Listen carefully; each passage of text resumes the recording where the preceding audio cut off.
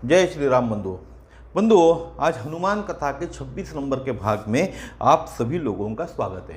साथ ही साथ आज हनुमान का जन्म महोत्सव है, तो आप भी जाके दर्शन कीजिएगा हनुमान जी के। तो सबसे पहले हम हनुमान जी की पूजा करते और हनुमान जी से आज्ञा लेते आज का वीडियो चालू करने की। आज का ये एक वीडियो बनाऊंगा ही मैं, साथ में और एक वीडियो बनाऊंगा जिसके अंदर में आप समझ पाएंगे कि राम नाम की उत्पत्ति कैसे हुई थी। राम नाम का जप करते हैं ना हम लोग, तो राम नाम की उत्पत्ति कहाँ हुई, राम नाम क्यों जपना चाहिए, यानी कहाँ से उत्पत्ति हुई, इसीलिए हमें जपना चाहिए राम नाम। ऐसा साधारण नाम नहीं है राम नाम, उसकी उत्पत्ति की कथा आप सुनोगे ना, तो आज से ही आप राम नाम जपना चालू करोगे। ठीक है, तो कल क्या देखे थे हमने, महाबली हनुमान जी की सभी लोग क्या करते, प्रशंसा करते। तुम उपकार सुग्रीवी कीना, राम मिलाए राजपद दीना।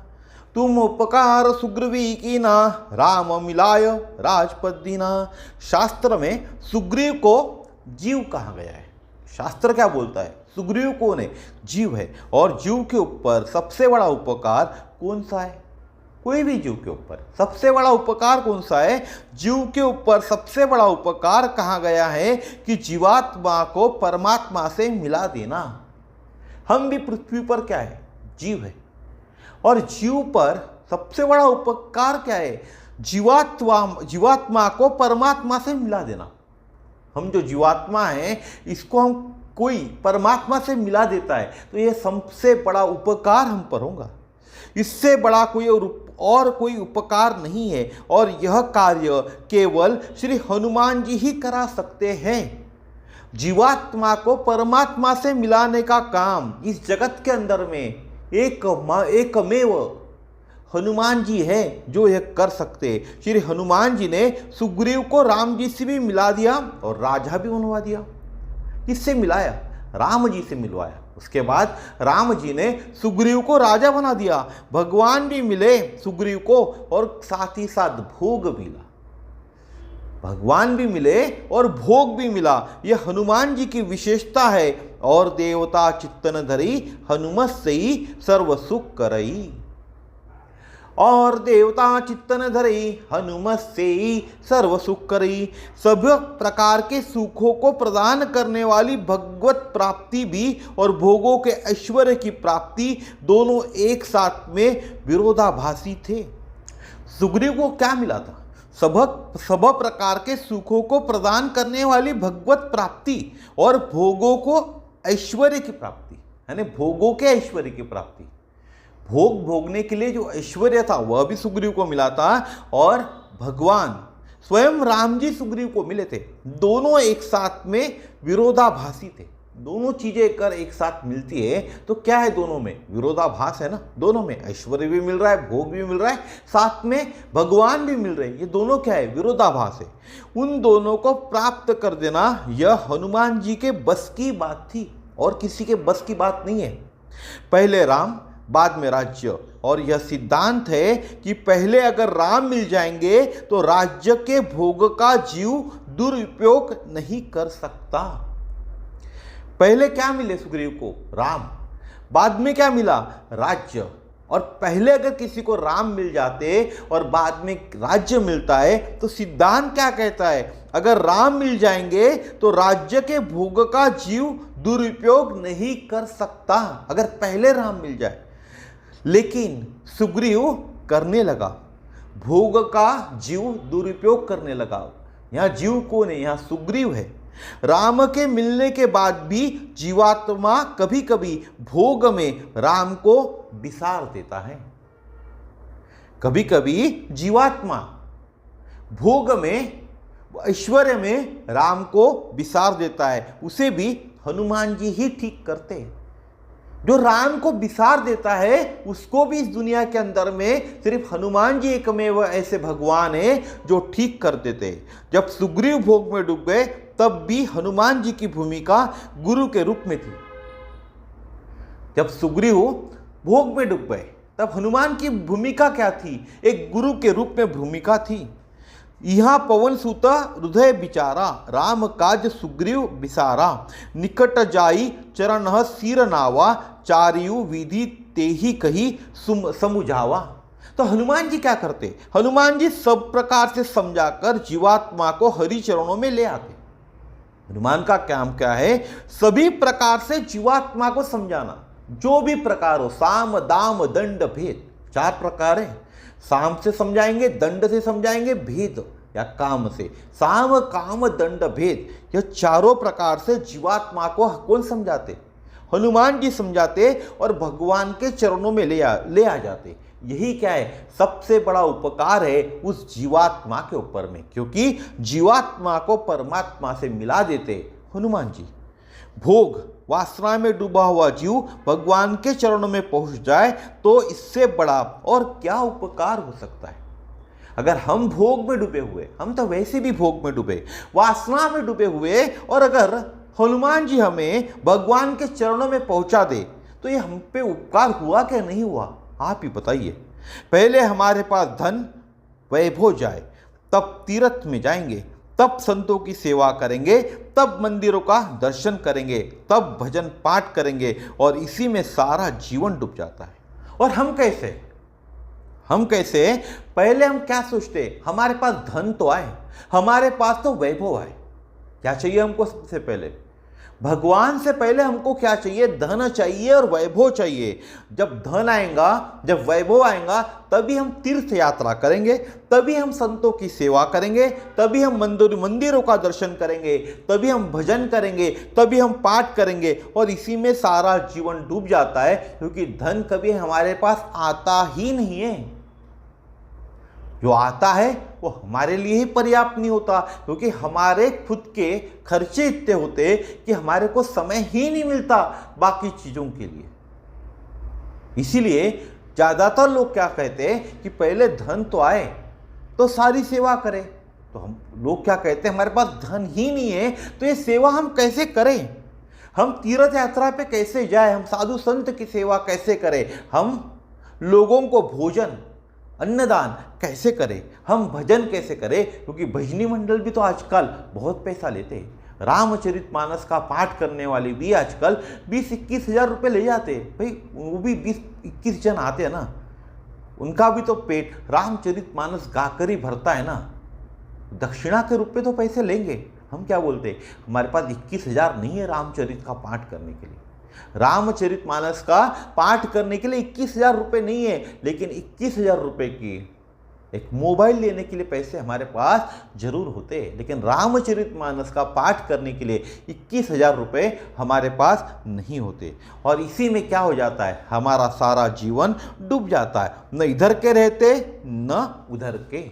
अगर हमें राम संग पहले मिले, यानी राम का साथ पहले मिले, तो धन भी कमाया जा सकता है।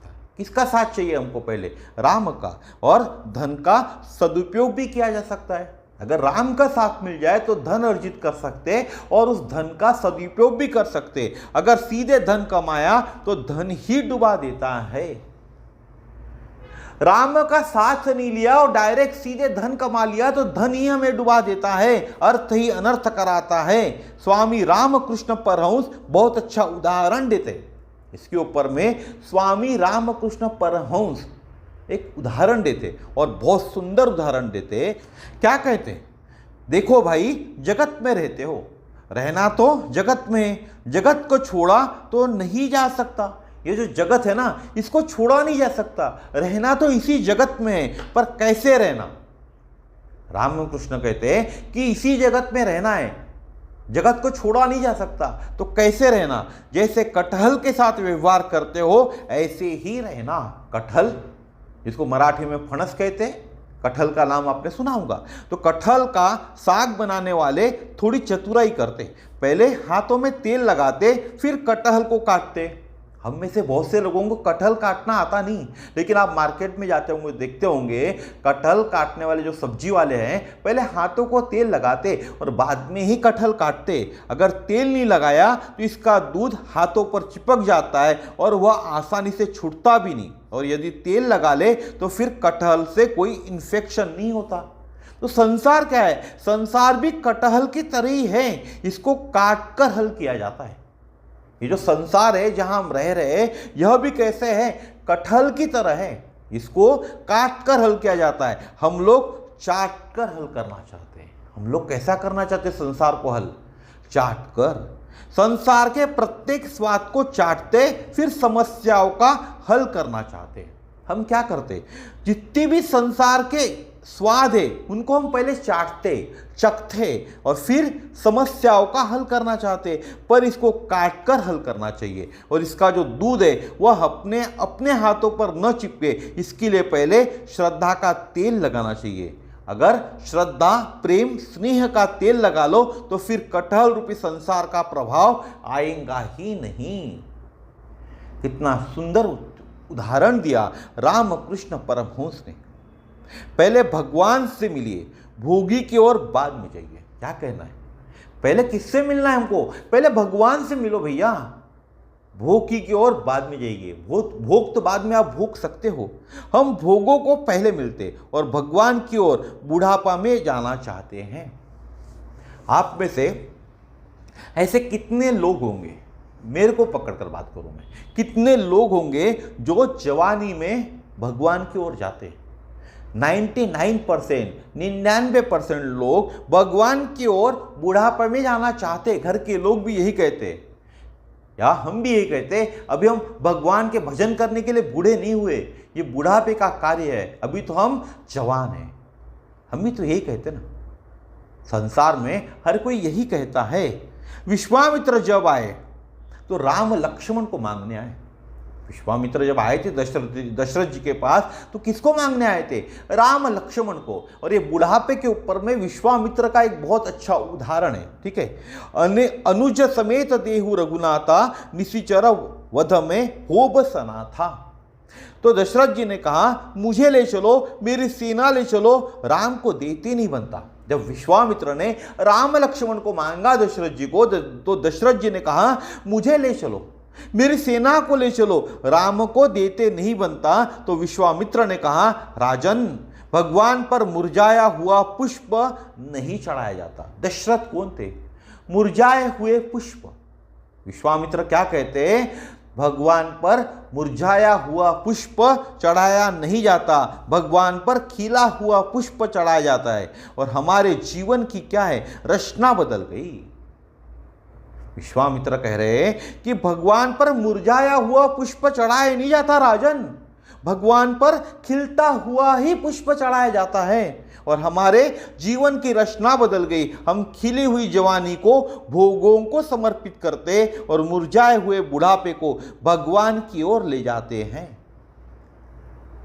हम में से 99.9% लोग क्या करते?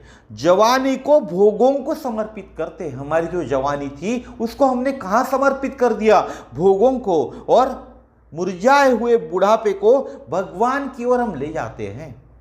जिसने जवानी में भजन कर लिया, बुढ़ापे में वह भजन काम आता है। जिसने जवानी में भजन कर लिया ना, उसके बुढ़ापे में वह भजन काम आता है। जिसने जवानी में शक्ति अर्जित कर ली, उसके बुढ़ापे में कराना नहीं पड़ता। जो जवानी में शक्ति अर्जित कर लेता है ना, उसे बुढ़ापे के अंदर में कराना नहीं पड़ता। इसीलिए राम फिर आराम, इसीलिए पहले राम और फिर क्या करना चाहिए? आराम। दोनों में राम है, दोनों में राम है। पहले राम फिर आराम, या पहले आराम फिर राम। चुनाव आपको करना है, पहले राम फिर आराम करना है, या पहले आराम करना है और फिर राम करना है। कृपा करो गुरुदेव की नाई। तो ऐसे हनुमान जी जो कृपा सुग्रीव के ऊपर करते, वह हमारी ऊपर भी करे। तुम्हारो मंत्र विभीषण माना, लंकेश्वर भय सब जग जाना। तुम्हारो मंत्र विभीषण माना, लंकेश्वर भय सब जग जाना। विभीषण बहुत दुखी थे। अरे व्यक्ति कितना हीन भाव से भर गया था। कौन? विभीषण। बीमार व्यक्ति भी अगर कोई जा रहा है और आप अगर उससे मिले तो आपने पूछा कि कैसे हो, तो वह बोलेगा ठीक है। कोई बीमार व्यक्ति है, आपने उससे पूछा भैया कैसे हो, तो व्यक्ति क्या कहेगा, ठीक है, घर में कलह है, क्लेश है, दुख है। पर आप पूछोगे कि घर में कैसा चल रहा है, तो वह कहेगा सब ठीक चल रहा है।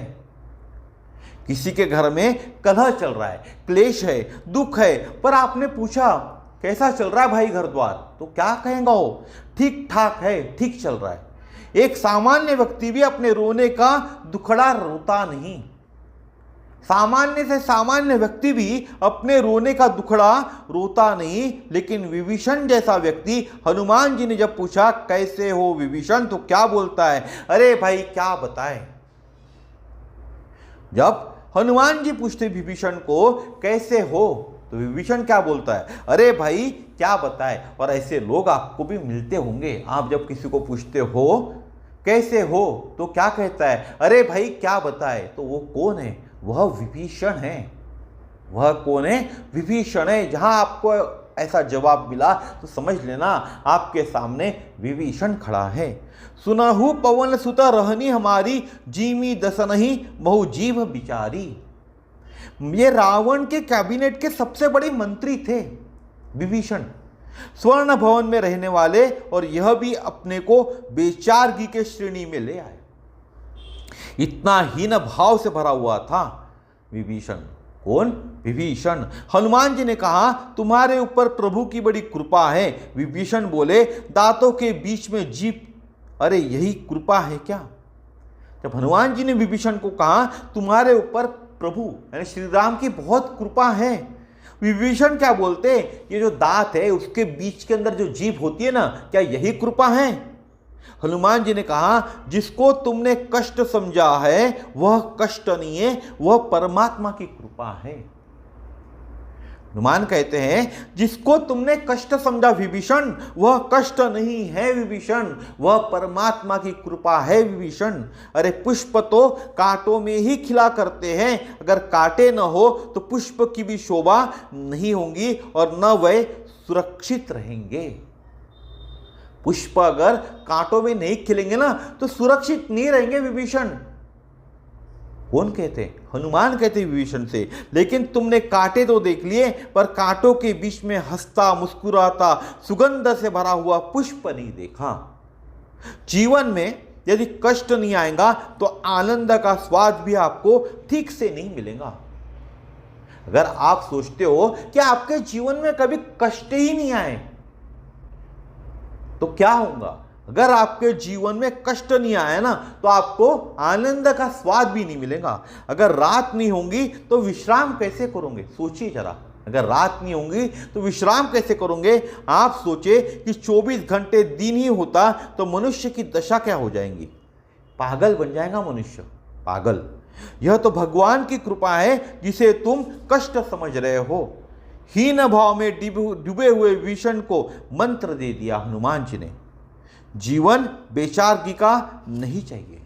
क्या मंत्र दिया, जीवन बेचारगी का नहीं चाहिए, विचारवान होना चाहिए।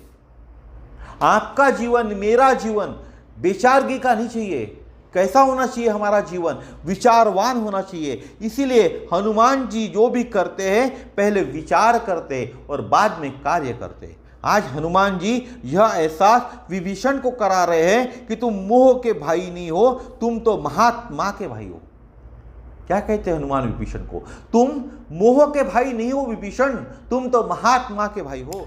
हनुमान क्या कहते हैं विभीषण को, मेरे भाई हो, चलो मां का दर्शन करो। लेकिन इतना हीन भाव था कि विभीषण नहीं गया। युक्ति बता दी, युक्ति विभीषण सकल सुनाई। व्यक्ति अपने बुरे दिनों के लिए युक्तियां बता देता है। व्यक्ति अपने बुरे दिनों के लिए, जो बुरे दिन होते हैं उसके लिए युक्तियां बता देता है। बुरे दिन है, समय खराब है, कर्म खराब रहे होंगे, भोगना तो पड़ेगा ही, क्या करे। जब भी व्यक्ति अपने खराब दिन से गुजरता रहता है ना, तो व्यक्ति से आप बात करोगे तो व्यक्ति क्या कहता है, कुछ युक्तियां बताता है। बोलता है मेरे दिन खराब चल रहे, मेरे दिन बुरे चल रहे, मेरे कर्म ही खराब रहे होंगे, भोगना तो पड़ेगा, क्या करे। मनुष्य अपने दुख दर्द के लिए भी युक्तियां निकाल लेते, इसका उपाय नहीं सोचते। उन दुखों के लिए क्या उपाय है ना, यह मनुष्य सोचता नहीं। बाद में जब रावण ने लात का प्रहार किया तब विभीषण को प्रभु की याद आई। तब उस समय सोचने लगे कि हनुमान जी की बात ठीक थी, मैं ही भूल की। हनुमान जी ने तो सही कहा था, मैंने ही भूल की। संत अलार्म का कार्य करते। हमने रात को 8 बजे अलार्म भरा, सुबह 4 बजे उठने के लिए भरा है। हम क्या करते, शाम को या रात को 8 बजे अलार्म लगा देते कि कल सुबह 4 बजे भोर में उठना है। 4 बजे सुबह भोर में उठने के लिए हमने रात को 8 बजे अलार्म लगा दिया। प्रातः 4 बजे अलार्म क्या करेगा, बजेगा, बोलेगा। जब भर जाता है तब नहीं बोलता है। प्रांत 4 बजे अलार्म तो बोलेगा, लेकिन जब अलार्म भर जाता है ना तब नहीं बोलता है। भरा कभी जाता है और बोलता कभी है। अलार्म क्या होता है, भरा कभी जाता है और बोलता कभी है। आपने अलार्म कितने बजे बजा, बात समझिए नहीं मेरे ख्याल से। आपने अलार्म कल रात को 8 बजे भरा, तब अलार्म बजा क्या, नहीं बजा। अलार्म दूसरे दिन सुबह 4 बजे बजा। अलार्म आपने कल रात को 8 बजे भरा था। भरा कभी जाता है और बोलता कभी है। आपने रात को 8 बजे अलार्म भरा, तब अलार्म नहीं बजा, लेकिन सुबह 4 बजे अलार्म बजा ना। इसीलिए कहा गया है भरा कभी जाता है और बोलता कभी है। अगर आप इसको ऐसे ही वाक्य में पढ़ोगे ना तो आप बोलोगे क्या बकवास लिखा है, समझ में नहीं आएगा। आप क्या कहोगे, बकवास लिखा है, समझ में नहीं आएगा। इसीलिए हमेशा गुरु के सानिध्य के साथ पढ़ना चाहिए, तो चीजों को आप समझ पाओगे। लेकिन बोलता जरूर है, अलार्म आपने रात को 8 बजे लगाया और सुबह 4 बजे बोलने वाला है, यानी बोलता जरूर है। ऐसा नहीं होता कि भरने के बाद वह बोले ही नहीं। अलार्म भरने के बाद बोले ही नहीं, ऐसा नहीं होता। सत्संग का भी यही अर्थ होता है। सत्संग हम आज सुनते, हजारों लोग कथा सुन रहे, पर इन पर कोई परिणाम तो होता नहीं। हम क्या कहते हैं, हमारे घर में उदाहरण होते हैं, हमारे आजू बाजू में उदाहरण होते हैं। हम क्या कहते हैं, यह मनुष्य, यह हमारे घर के लोग सत्संग में तो रोज जा रहे, रोज कथा सुन रहे, लेकिन इन पर कोई परिणाम नहीं दिख रहा। तो फिर सत्संग में, कथा में जाकर फायदा क्या। हम भी तो यही सोचते ना, अरे भाई परिणाम एकदम नहीं होता। आज हमने कथा के माध्यम से उनके भीतर सत्संग का अलार्म भर दिया है। और मनुष्य क्या चाहता है, तुरंत परिणाम, लेकिन परिणाम कभी भी तुरंत नहीं होता। आज कथा के माध्यम से उनके भीतर सत्संग का अलार्म भर दिया, कभी न कभी किसी न किसी घटना पर, किसी न किसी स्थिति पर, अवसर पर उनको हमारी याद आएंगी। और किसको, जिनके अंदर हमने अलार्म भर दिया ना, जिनके अंदर अलार्म भर दिया, किसका अलार्म, सत्संग का अलार्म भर दिया ना, उनको कभी ना कभी किसी न किसी घटना पर, किसी न किसी स्थिति पर, किसी ना किसी अवसर पर हमारी याद जरूर आएंगी। जो कथा सुनने गए थे, जिनकी कथा सुनने गए थे, जिनका भजन सुनने गए थे, जिनका सत्संग सुनने गए थे ना, उनकी याद जरूर आएंगी। एक बार कौशल जी महाराज ने कथा में यह कहा कि अलार्म आज भरा है, हो सकता है 2 साल बाद, 4 साल बाद, 10 साल बाद, 20 साल या अंतिम समय में वह अलार्म बज जाएगा। तो हो सकता है आपको ऐसा लगता है कि कथा के अंदर जा रहे लेकिन कोई परिणाम नहीं दिख रहा, सत्संग में जा रहे कोई परिणाम नहीं दिख रहा, रोज भजन कर रहे लेकिन कोई परिणाम नहीं दिख रहा। तो क्या हो सकता है 2 साल बाद, 4 साल बाद, 10 साल बाद, 20 साल बाद, 30 साल बाद या उनके अंतिम समय में वह अलार्म जरूर बजेगा ही बजेगा। लेकिन अलार्म बजने वाला है, यह क्या है, यह निश्चित है, यह पक्का है। तो अलार्म भरा है तो बजेगा अवश्य। इसीलिए जो आज सुन रहे वह आपके भीतर भर गया है, कभी ना कभी अवश्य बजेगा। 25 दिन से, पिछले 25 दिन से जो हनुमान कथा रोज सुन रहे लोग ना आप, तो आपके भीतर यह भर गया है और यह कभी ना कभी अवश्य बजेगा।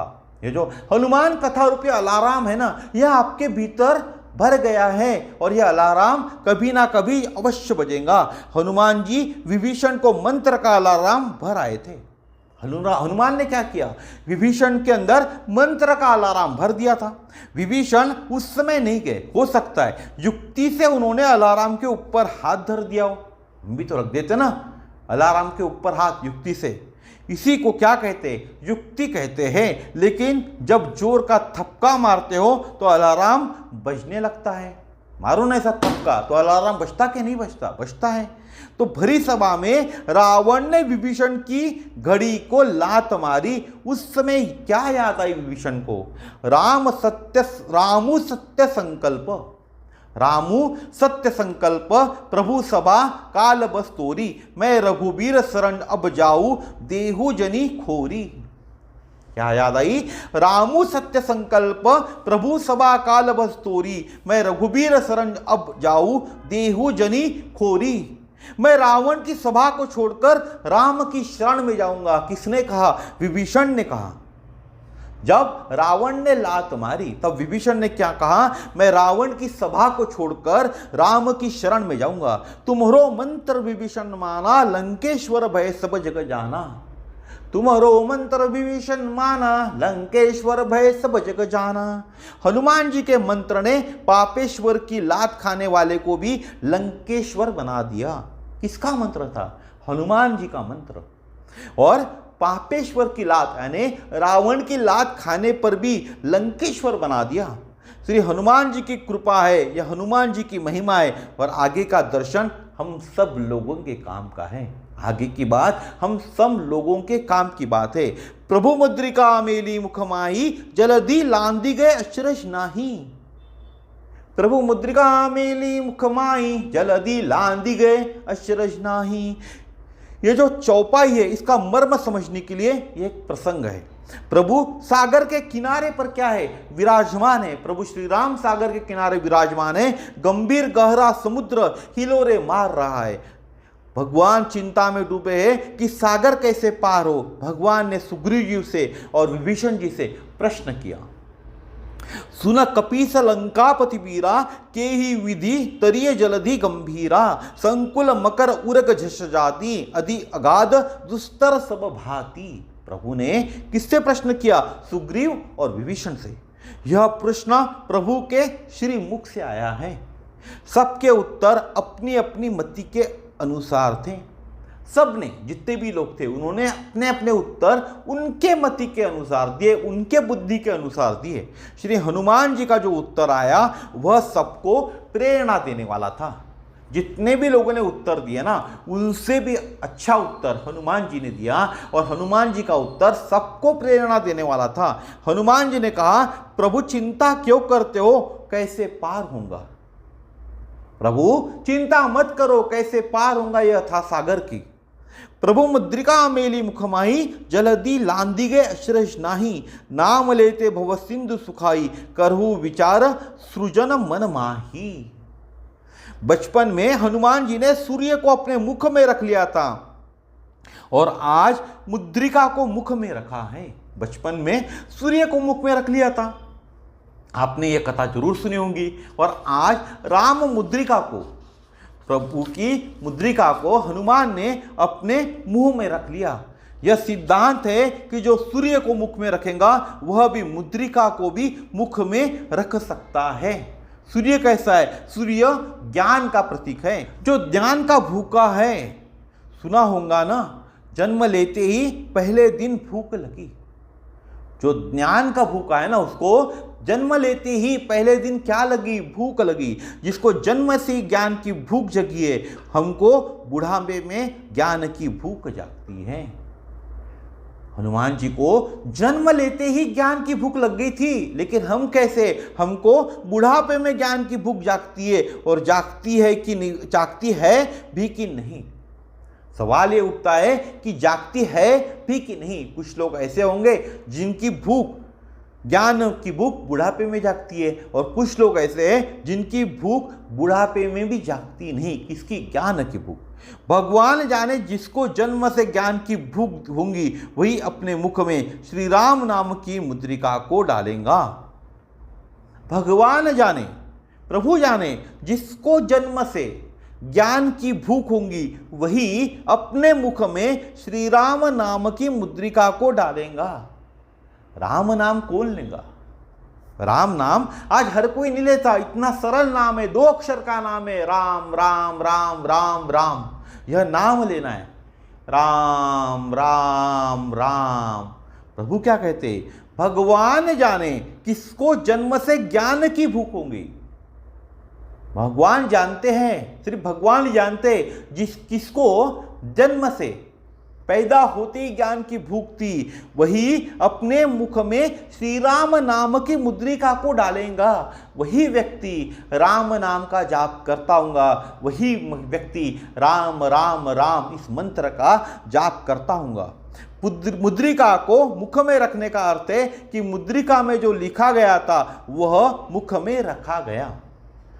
ऐसा नहीं है कि आप राम नाम की एक मुद्रिका लेकर आओ या कोई भी मुद्रिका लेकर आओ और अपने मुख में रखो, ऐसा नहीं है। उस पर क्या लिखा था? श्री राम नाम, प्रभु राम का नाम, प्रभु का सुंदर नाम, उस श्री राम रस मुक्ति को ही उन्होंने अपने मुख में रखा है। हनुमान ने जो मुद्रिका मुख में रखी थी उस पर क्या लिखा था? प्रभु श्री राम का नाम था, प्रभु राम का नाम था, प्रभु का सुंदर नाम था, और उस श्री राम रस को, मुक्ति को ही उन्होंने अपने मुख पे रखा था। सीताराम सीताराम सीताराम कहिए, जाहि विधि राखे राम ताहि विधि रहिए। मुख में हो राम नाम, राम सेवा हाथ में, तू अकेला नहीं प्यारे, राम तेरे साथ में। विधि का विधान जान, हानि लाभ सहिए, सीताराम सीताराम सीताराम कहिए। किया अभिमान तो फिर मान नहीं पाएगा, होगा प्यारे वही जो श्री राम जी को भाएगा। फल आशा त्याग शुभ काम करते रहिए, फल आशा त्याग शुभ काम करते रहिए, सीताराम सीताराम सीताराम कहिए। जिंदगी के डोर सोप हाथ दीना नाथ के, महलों में राखे चाहे झोपड़ी में वास दे। धन्यवाद निर्विवाद राम राम कहिए, सीताराम सीताराम सीताराम कहिए। आशा एक राम जी से दूजी आशा छोड़ दे, आशा एक राम जी से दूजी आशा छोड़ दे। नाता एक राम जी से दूजा नाता तोड़ दे, नाता एक राम जी से दूजा नाता तोड़ दे। साधु संग राम संग अंग अंग रंगिए, साधु संग राम संग अंग अंग रंगिए। सीताराम सीताराम सीताराम कहिए। काम रस त्याग प्यारे राम रस पगिए, काम रस त्याग प्यारे राम रस पगिए। जही जाही विधि राखे राम ताही विधि रहिए, जाही विधि राखे राम ताही विधि रहिए। सीताराम सीताराम सीताराम कहिए। मुख में राम नाम और हाथ प्रभु सेवा में। अगर हमारे मुख में राम नाम और हाथ प्रभु सेवा में लीन है, अगर ये जो मुख है ना हमारा, इसके अंदर हमेशा राम राम राम यह नाम आ रहा है, और ये जो हमारे हाथ दिए हुए भगवान ने ना, यह अगर प्रभु के सेवा में लिप्त है, तो पूरे भारत में जो भी कोई हमको मिलेगा, वो बंदा किसी भी उपासना को मानता हो, जब भी हम उससे मिलेंगे तो क्या कहेंगे? हाथ जोड़कर राम राम कहेंगे। क्या कहेंगे? राम राम। इसका अर्थ है राम को प्रणाम करो, वही जीवन का मालिक है। तो इस चौपाई के माध्यम से गोस्वामी जी ने हनुमान जी के मुख से क्या बुलवाना चाहते थे? हनुमान जी के मुख से क्या बुलवाना चाहते थे? प्रभु मुद्रिका मेली मुख माही, जल्दी लांदी गे अचरज नाही। नाम लेत भव सिंधु सुखाई, करहु विचार सृजन मन माही। इस कलिकाल में, अभी हम कलिकाल में रह रहे, कलिकाल के अलावा और कोई काल तो नहीं चल रहा है ना, आप भी जानते हैं, अभी कलिकाल ही चल रहा है, कलिकाल ही चल रहा है ना। क्या इसमें भी विचार विमर्श की जरूरत है? नहीं जरूरत है मेरे ख्याल से। अभी क्या चालू है? कलिकाल। और कलिकाल को यदि पार करना है तो संसार भी सागर है, कलिकाल को पार करना है, जो कलिकाल में हम रह रहे, तो जो संसार है ना वह भी सागर है, भगवान भी सागर के किनारे विराजमान हैं, तब यह चौपाई आई है। इस कलिकाल को यदि पार करना है तो संसार क्या है? सागर है। जिस संसार में हम रहते हैं वह सागर है, और भगवान भी कहाँ थे? सागर किनारे विराजमान थे। इस कलियुग काल को यदि पार करना है तो किसी और कठोर पूजा अनुष्ठान में उलझने की जरूरत नहीं है। समझाने की फिर से कोशिश करता हूं। हम कहाँ रह रहे? हम जहां हैं अभी वह कली का काल है। कली काल में हम रह रहे हैं, और कली काल में जो संसार में हम रह रहे हैं, यह संसार क्या है? यह संसार एक सागर है। संसार कैसा है? सागर है। और इस कलिकाल को यदि पार करना है तो किसी और कठोर पूजा अनुष्ठान में उलझने की जरूरत नहीं है। इस कलिकाल को पार करने के लिए हमें किसी भी पूजा अनुष्ठान में उलझने की जरूरत नहीं है। यही कलिकाल न साधन दूजा, जोग यज्ञ जप तप व्रत पूजा, राम ही सुमरी गाइये राम ही, सततम सुनिए राम गुण ग्राम ही। गोस्वामी जी ने बिल्कुल स्पष्ट घोषणा की है, किसी और कलिकाल की बात नहीं। जिस कलिकाल में हम और आप निवास करते हैं उसी कलिकाल की बात गोस्वामी जी करते हैं। इस कलिकाल में कठोर साधना में उलझने की आवश्यकता ही नहीं है, क्योंकि हमारी क्षमता भी तो होनी चाहिए ना उन साधना को पूर्ण करने की। जो कठिन साधना है होती है ना, उनको करने की क्षमता हम में नहीं है। योग यज्ञ जप व्रत तप अनुष्ठान, यह सब यदि किसी एक के द्वारा पूरे हो सकते तो वे केवल प्रभु नाम से। अगर कोई आपको कहता है आपको योग करना चाहिए, यज्ञ करना चाहिए, जप करना चाहिए, व्रत करना चाहिए, तप करना चाहिए, अनुष्ठान करना चाहिए, तो इस कलियुग के अंदर में, इस कलिकाल के अंदर में हमारे में वह क्षमता है क्या पूरा करने की? यह तो पहले पता करें।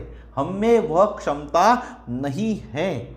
यदि किसी एक के द्वारा कोई कहता है आपको योग करो, यज्ञ करो, जप करो, व्रत करो, तप करो, अनुष्ठान करो, तो किसी एक के द्वारा पूरा हो सकता है, और वह केवल क्या है? प्रभु नाम। प्रभु नाम यानी राम नाम।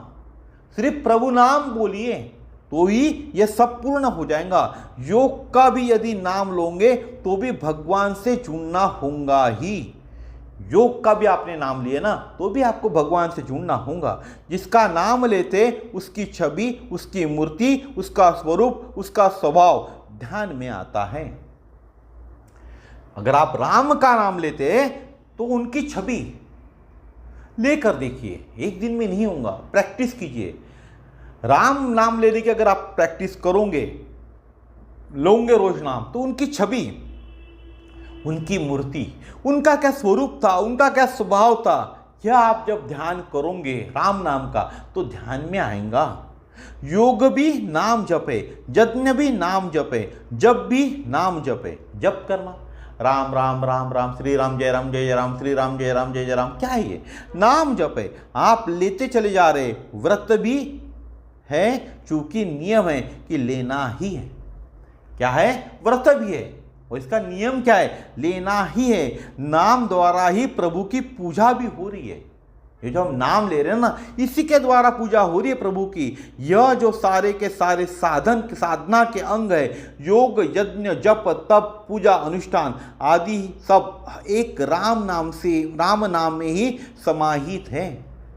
काय में समाहित है? सिर्फ एक राम नाम में समाहित है, भगवान के पावन नाम में समाये हुए। इसीलिए साधु लोग, आपने देखा होगा, भक्त लोग हर समय नाम जपा करते हैं। आपने देखा होगा साधु लोग, भक्त लोग हमेशा क्या जपते रहते? नाम जपते रहते। हर समय अलग से अनुष्ठान आदि कोई कुछ करने की जरूरत ही नहीं है। राम ही सुमिरिए गाइए, राम ही सुमरिए गाइए। और यह कलिकाल तो बड़ा विचित्र है। हमारी शारीरिक क्षमता भी बहुत कम है। जिस कलिकाल में हम रह रहे हैं ना, बहुत विचित्र है कलिकाल। हमें लगता है बड़ा अच्छा है, लेकिन बहुत विचित्र है। हमारी शारीरिक क्षमता भी बहुत कम है, मानसिक संतुलन भी हमें कम है, वातावरण में प्रदूषण भी इतना फैला हुआ है। आज हमारा जीवन सब प्रकार की अंतर बाह्य अशांति से घिरा हुआ है, और इसमें शांत चित्त से बैठकर कर्म कांड में बैठना कठिन है। आज का जो वातावरण है वह हम कर्म कांड नहीं कर सकते, समय का अभाव है, विधि विधान नहीं आता, संस्कृत का ज्ञान नहीं है, अच्छे पुरोहित व पंडित नहीं मिलते, तो आचार्यों के मौसम के अनुसार हर मौसम के वस्त्र कैसे होते, अलग होते, हर मौसम में भोजन अलग प्रकार का होता है, उसी प्रकार हर मौसम का भजन भी अलग प्रकार का है। कितना सुंदर उत्तर बताया हुआ है। जिस कलिक युग में हम हैं वहां कर्म कांड में बैठना कठिन है। इस कली काल के अंदर में कर्म कांड में बैठना कठिन है, क्योंकि कर्म कांड करने के लिए समय का अभाव है, समय ही नहीं हमारे पास, विधि विधान भी नहीं आता हमको, हमारे को संस्कृत का ज्ञान भी नहीं है, अच्छे पुरोहित व पंडित भी नहीं मिलते, अच्छे पुरोहित भी नहीं मिलते कर्म कांड के लिए। कितने पुरोहित होंगे आपने देखा, आप ही बताइए, अच्छे पुरोहितों का नाम, अच्छे पंडितों का नाम उंगली पर गिनने इतने होंगे अच्छे पुरोहित और अच्छे पंडित। मैं किसी का नाम नहीं ले रहा हूं या किसी को दोष नहीं दे रहा हूं, यह तो कली का दोष है, यह कलिकाल का दोष है। तो आचार्यों के मौसम के अनुसार हर मौसम के वस्त्र भी अलग होते, जो आचार्य है उनके भी मौसम होते, 4 मौसम होते हैं, आपको भी मालूम है, चारों मौसम के अनुसार कपड़े भी अलग होते, हर मौसम में भोजन के अलग प्रकार होते, उसी प्रकार हर मौसम का भजन भी अलग प्रकार का होता है। भोजन अलग होते, भजन भी अलग होते। यह जो कलिकाल का मौसम है यह बड़ा कठिन भजन करने का नहीं है। भोजन अलग होते ना, 4 मौसम के काल कितने, 4 काल है ना, अभी हम कलिकाल में रह रहे, तो इसीलिए जो चारों काल है उनके भजन भी अलग प्रकार के, उनमें भगवान की सेवा करने भी के प्रकार भी अलग है। चारों काल की बात कर रहा हूं। यह जो कलिकाल का मौसम है यह बड़ा कठिन भजन करने का नहीं है। इस कलिकाल के अंदर में आपको कठिन भजन नहीं करना है। भगवान स्वयं बोलते हैं कलिकाल में आपको कठिन भजन नहीं करना है, कठोर भजन करना नहीं है। बस एक ही काम है, उठते बैठते सोते चलते गाते नहाए बिना नहाए शुद्ध अशुद्ध भाव कुशाग्र आलस्य प्रमाद में जैसे ही बन पड़े मन से बेमन से हरि नाम ले। कैसे ले? हरि नाम ले। जिस कलिकाल में हम रह रहे राम ही सुमरिए गाइए राम ही सततम सुनिए राम गुण ग्राम ही। यह जो कलिकाल है ना, इस कलिकाल के अंदर में हमें कठोर कर्म कांड करने की जरूरत नहीं है, कठोर कर्म कांड करने की आवश्यकता नहीं है।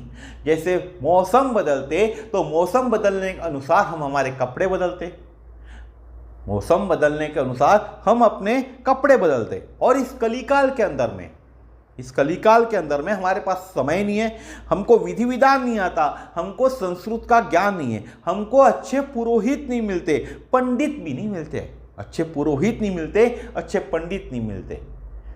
तो हमें इस कलिकाल में क्या करना है? कलिकाल में कठिन भजन नहीं करना है, कठोर भजन नहीं करना है, सिर्फ एक काम करना है। उठते बैठते सोते चलते गाते नहाते बिना नहाए शुद्ध अशुद्ध भाव कुभाव आलस्य प्रमाद में जैसे ही बन पड़े मन से या बेमन से हरि नाम लेना है। सिर्फ इतना ही काम आपको करना है, मुझे करना है। जैसे चैतन्य महाप्रभु ने गले में ढोल लटकाकर सारे जगत को संदेश दिया है, हरे नाम हरे नाम एव केवलम कलो नास्तेव नास्तेव नास्तेव गतिरन्यथा। किसने दिया हुआ है? यह संदेश दिया हुआ है, गले में ढोल लगाया था चैतन्य महाप्रभु ने और यही संदेश दिया था। महाप्रभु 3 बार बोले हरि नाम हरि नामेव केवलम, केवल केवल और केवल हरि नाम हो। चैतन्य महाप्रभु का नाम आपने जरूर सुना होगा ही। चैतन्य महाप्रभु क्या कहते? सिर्फ हरि नाम बोलो, केवल केवल केवल सिर्फ हरि नाम का ही जप करो, दूसरा कोई साधन नहीं है। और जब 3 बार कोई बात बोली जाती है, और जब 3 बार कोई बात बोली जाती है तो शास्त्र प्रमाण शुद्ध मानी जाती है। जब 3 बार कोई बात बोली जाती है तो शास्त्र का प्रमाण है कि वह शुद्ध मानी जाती है। मानस में भी इसी का गोस्वामी जी ने 3 बार उच्चारण किया है। तरहीन बिनु से मम स्वामी राम नमामि नमामि नमामि। केवल राम के नाम को नमन करो, राम को नमन करो, बिल्कुल साफ लिख दिया है गोस्वामी जी ने। कलयुग केवल नाम धारा, सुमिर सुमिर नर उतर ही पारा। नहीं कलियोग न यज्ञ न ज्ञाना, एक आधार राम गुण गाना। केवल एक आधार है, उठते बैठते जागते सोते हरि हरि गुणगान। केवल एक आधार है, उठते बैठते जागते सोते हरि गुणगान और हरि नाम गाओ। गुरु नानक देव ने भी क्या कहा है? गुरु नानक देव ने भी क्या कहा है? नानक दुखिया सब संसारा, सुखी वही जो नाम धारा। गुरु नानक जी भी को कोई वही करे नाम लो, गुरु नानक जी भी वही कह रहे नाम लो। हमारे यहाँ गोस्वामी जी भी कह रहे नाम लो। और कौन कह रहा है? चैतन्य महाप्रभु भी कहते कि सिर्फ नाम लो। और हमारे पुराण भी कहते कि कलयुग के अंदर में सिर्फ राम नाम का, यानी हरि का नाम आपको लेना है। राम नाम लो या विष्णु विष्णु करो, जो नाम आपको आता है, हरि का नाम आपको लेना है। बचेगा कौन? बोले सुखी वही जो नाम आधारा। गुरु नानक देव कहते हैं जिसने भगवान के नाम का आधार ले लिया उसको किसी दूसरे आधार की जरूरत नहीं है। एक बार किसी ने गोस्वामी जी से पूछ लिया, आप बड़े निश्चिंत दिखाई पड़ते हो। इस कलिकाल में सब लोग डरे हुए और आपको हम कभी डरा हुआ सहमा हुआ नहीं देखते, आप निश्चिंत रहते हो। गोस्वामी जी ने कहा, देखो भैया मैं तो राम जी का पालतू कुत्ता हूं। क्या कहते गोस्वामी जी? देखो भैया मैं तो राम जी का पालतू कुत्ता हूं, इसीलिए मैं निडर रहता हूं। बड़े आदमी के कुत्ते को किसी का डर नहीं है। राम जी का कुत्ता हूं इसलिए निडर रहता हूं, बड़े आदमी के कुत्ते को किसी का डर नहीं है। मतलब क्या? गोस्वामी जी ने कहा कुत्ते के दो प्रकार होते, एक पालतू और दूसरा फालतू।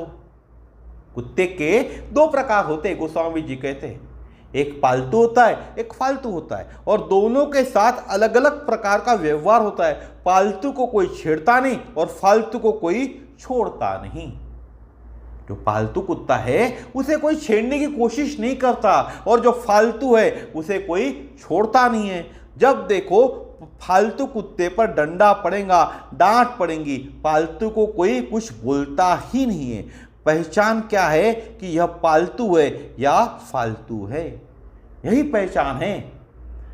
ये पालतू है क्या फालतू है? गोस्वामी जी कहते हैं कि जिसके गले में पट्टा पड़ा होता है वह पालतू होता है, और जिसके गले में पट्टा नहीं है तो समझो वह फालतू है।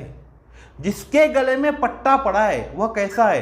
पालतू होता है, और जिसके गले में पट्टा नहीं है समझो वह फालतू है। तो भैया मैंने राम नाम का पट्टा गले में बांधा है। गोस्वामी जी क्या कहते? मैंने राम नाम का पट्टा इस गले में बांधा है, अब मैं राम नाम का पालतू कुत्ता हो गया हूं। अब मैं राम के नाम का, राम का पालतू कुत्ता हो गया हूं। अब कली का कोई प्रभाव मेरे पास आने का साहस ही नहीं कर सकता। गोस्वामी जी कहते आपने भी निश्चित जीने की आदत डालनी चाहिए। अपने गले में राम नाम का पट्टा बांध लीजिए, दुनिया की विकार वासनाओं को छेड़छाड़ करने का साहस ही नहीं होगा। इसलिए उन्होंने पहले ही बोल दिया है, यही कलिकाल न साधन दूजा, जोग यज्ञ जप तप व्रत पूजा। तो दोस्तों आपको लगता है इस कलिकाल के अंदर में आपको क्या करना चाहिए? तो सिर्फ नाम जप, राम नाम जप का, और गले में राम नाम जप का पट्टा बांध ले। मेरे गले में पट्टा बंधा हुआ है, आप भी अपने गले में राम नाम जप का पट्टा बांध ले। जब समय मिले, जहां मिले, जिस स्थिति में आप हो, आपको बिना नहाए जिस स्थिति के अंदर हो आप, उस स्थिति के अंदर में आप राम नाम, ये दो अक्षर है सिर्फ, राम राम राम, इनको जपना चालू करो। आप देखोगे जैसा जैसा आप नाम को जपना चालू करोगे ना, तो ये शरीर के अंदर में उसकी आदत हो जाएगी राम नाम जपने की, राम नाम जपने की। यह शरीर आपकी अगर जबान नहीं बोलूंगी ना, ये जीवा जो है आपकी, ये जीवा राम नाम उच्चारण नहीं करेंगी, ये कंठ आपका राम नाम का उच्चारण नहीं करेगा ना, तो भी आपके अंदर जो मन है ना, वो मन के अंदर में राम राम राम इस नाम का उच्चारण चलते ही रहेगा। अगर आपका जीवा ने भी राम नाम नहीं लिया, आपके कंठ ने भी राम नाम नहीं लिया, करके देखिए। जागते उठते बैठते कभी भी, किसी भी क्षण, किसी भी समय, कोई भी स्थिति में सिर्फ राम नाम का आपको जप करना है, करके देखिए। तो आज का वीडियो हम यहीं समाप्त करेंगे। वैसे मेरे ख्याल से वीडियो काफ़ी बड़ा हो गया होगा। सबसे पहले हम आरती कर लेते हनुमान जी की। आरती मंगलकारी की, पवन सुत तिबलधारी की, गले में तुलसी की माला, बजाए मृदंग करताला, हृदय में दशरथ के लाला, भाले पे तिलक, अनोखी झलक, कथा की ललक, मधुर छवि जनहितकारी की, पवन सुत तिबलधारी की। आरती मंगलकारी की, पवन सुत तिबलधारी की, जगत के दुर्लभ जितने काज, कृपा से देते सबई नवाज, नाम से भागत भूत पिशाच, राम के दूत अंजनी के पूत, बड़े मजबूत, कठिन कलिकल मलहारी की, पवन सुत तिबलधारी की। आरती मंगलकारी की, पवन सुत तिबलधारी की, साधु संतन के रखवारे, सभी भक्तन के अति प्यारे, विराजत राघव के द्वारे, श्री मंगल करण सकल भय हरण, मुदित मन करण, राम के आज्ञाकारी की, पवन सुत तिबलधारी की। आरती मंगलकारी की, पवन सुत तिबलधारी की।